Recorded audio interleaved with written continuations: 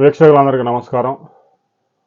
ముందుగా అమరావతి రాజధానికి సంబంధించి బడ్జెట్లో మొదటిసారిగా 6,000 కోట్ల రూపాయలు కేటాయించారు.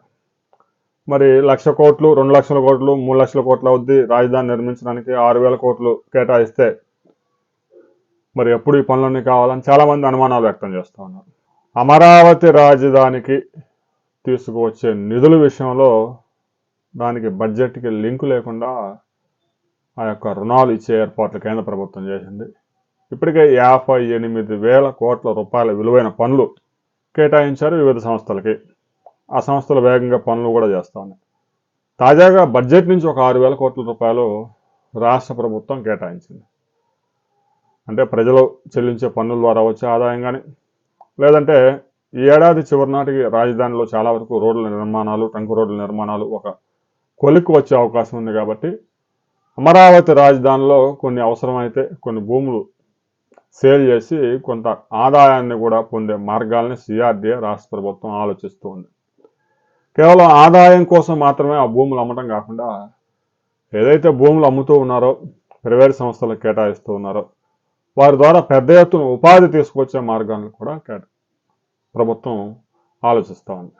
మరో 7 గ్రామాల్లో ఫేజ్ 2 కింద 20,000 ఎకరాలని ప్రభుత్వం సేకరిస్తూ ఉంది. ఆ ప్రాంతాల్లో కూడా అభివృద్ధి కార్యక్రమాలు చేయాల్సి ఉంటుంది. మౌలిక సదుపాయాలు అభివృద్ధి చేయాలి, ట్రంక్ రోడ్లు నిర్మించాలి, సిటీ యాక్సెస్ రోడ్లు ఇంకా కంటిన్యూ చేయాల్సి ఉంటుంది. ఆ పనులు దానికి సంబంధించిన టెండర్లు కూడా ఇంకా పిలవాల్సి ఉంది. ఆ భూసేకరణ ప్రక్రియ మరో 30 రోజుల్లో కంప్లీట్ చేస్తారు. ఇక ఔటర్ రింగ్ రోడ్డుకు సంబంధించి రైతులకు సంబంధించి భూములు ల్యాండ్ తీసుకుంటూ ఉంది కాబట్టి దానికి కూడా ప్రభుత్వం కొంత డబ్బు చెల్లించాల్సి ఉంది. భూసేకరణ మొత్తం రాష్ట్ర ప్రభుత్వం చేయాల్సి ఉంటుంది. ఆ తర్వాత ఔటర్ రింగ్ రోడ్ నిర్మాణం మొత్తం కేంద్ర ప్రభుత్వం 25,000 కోట్ల రూపాయలు కేటాయించింది. ఔటర్ రింగ్ రోడ్డుకు సంబంధించి ఈ 6,000 కోట్లు ఎక్కువగా ఉపయోగించుకునే అవకాశం కనిపిస్తూ ఉంది. ఔటర్ రింగ్ రోడ్డు పనులు ఎప్పటి నుంచి మొదలు పెట్టబోతా ఉన్నారని చాలామంది కామెంట్ చేస్తున్నారు.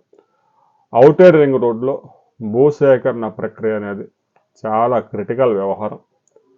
దాదాపు 5,000 ఎకరాల పైగా భూములు సేకరించాల్సి ఉంది. అందులో ఒక 2,000 ఎకరాలు ఫారెస్ట్ ల్యాండ్ ఉన్నా కూడా మరో 3,200 ఎకరాలు రైతుల నుంచి సేకరించాలి.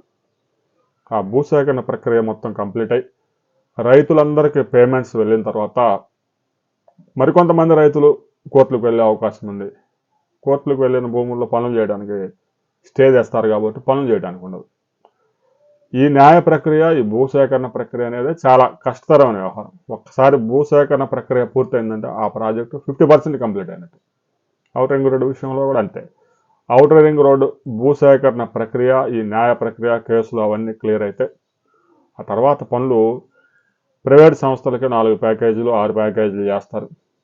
24 మంత్స్లో రోడ్డు నిర్మాణాలు, కృష్ణానది మీద బ్రిడ్జి వచ్చే ప్రాంతాల్లో 36 మంత్స్ పట్టే అవకాశం ఉంది. అమరావతి నిర్మాణానికి సంబంధించి కేవలం 6,000 కోట్లు కేటాయించింది. ఇది ఔటర్ రింగ్ రోడ్డుకు సంబంధించి రైతులకి పరిహారం చెల్లించడానికి మాత్రమే. అమరావతి రాజధానిలో జరుగుతున్న పనులు తెచ్చే అప్పులకి, బడ్జెట్లో కేటాయింపులకి సంబంధం లేదు.